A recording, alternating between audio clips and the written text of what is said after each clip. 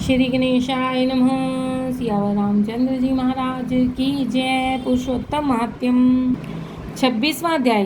वाल्मीकि जी कहते हैं कि सब प्रकार के पापों का नाश करने के लिए एवं विष्णु भगवान की प्रसन्नता के निमित्त विधि पूर्वक नियम को ग्रहण करने के पश्चात उसे छोड़ने की विधि बतलाता हूँ।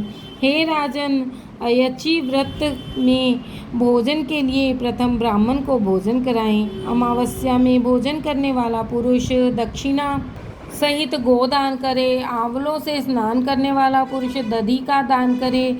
फलों के नियम वाला फलों का दान करे। तेल के साथ घृत का दान करे और घृत के स्थान पर दूध देवे।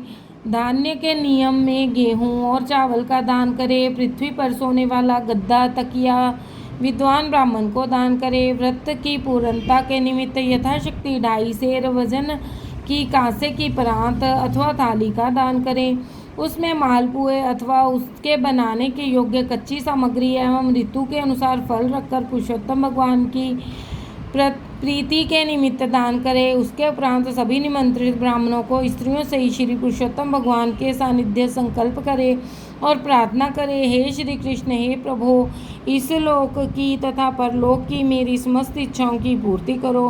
फिर आमंत्रित ब्राह्मणों के चरण भक्तिपूर्वक धोकर उनको भगवान का ही रूप मानकर उन्हें मुदित मन भोजन करावे। व्रत रखने वाला व्यक्ति विधि पूर्वक भोजन के संकल्प से द्रव्य, केला, आम एवं अन्य प्रकार के फलों अथवा घृत से बने मालपुए, पकवान, सुस्वाद उड़द के बड़े, खांड से पके और घृत में बने घेवर, फेनी, खरबूजे, ककड़ी का साग, अदरक नींबू के रस से युक्त अन्य साग और पके हुए आम, इस तरह 6 रसों से संपन्न 4 प्रकार के भोजनों को जो गोघृत से महक रहा हो, विनम्रता एवं श्रद्धा से ब्राह्मणों को भोजन करा के पान एवं दक्षिणा दे। कत्था, चूना, सुपारी, इलायची, लौंग, कस्तूरी, जावित्री आदि से संयुक्त पान जो भगवान को अति प्रिय है, आदर सहित देवे। अर्धांगिनी सहित उन ब्राह्मणों को संतुष्ट करके नियम कर सबको समान भाव से सुखदायी रजाई, बिस्तर आदि का दान भी करे। मौनी रहने वाला व्यक्ति स्वर्ण सहित 1 घंटा तथा तिल दान कर ब्राह्मण दंपत्ति को उत्तम भोजन कराए।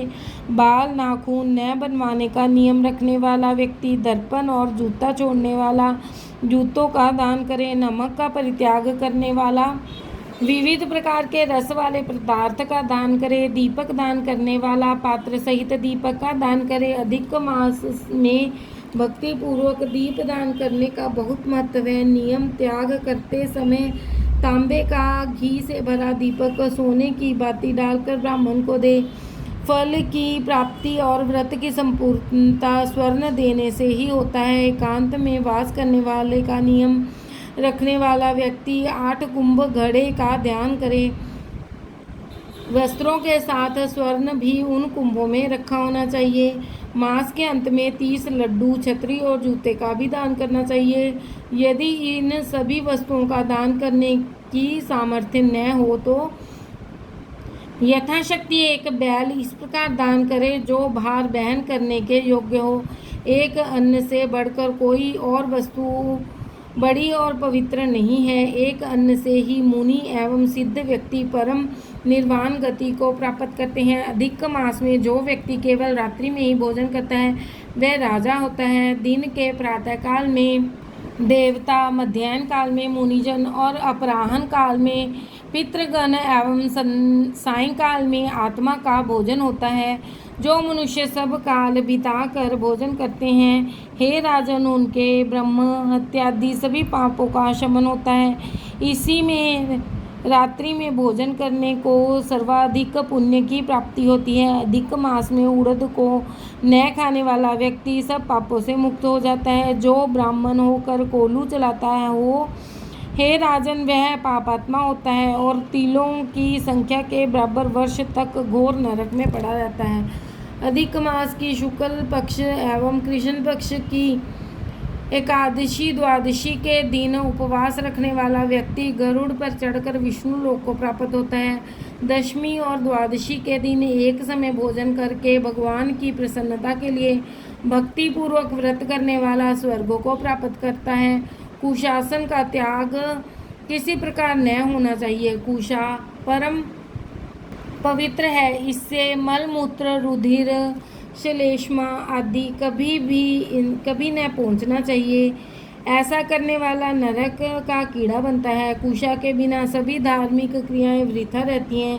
कुशा के मूल में ब्रह्म, मध्य भाग में जनार्दन और अग्रभाग में शंकर का वास है। शूद्र द्वारा कुशी का उखाड़ना, कपिला गाय का दूध पीना वर्जित है। वह कुशासन पर न बैठे, यज्ञोपवीत को धारण न करे, न वैदिक क्रियाएं करे।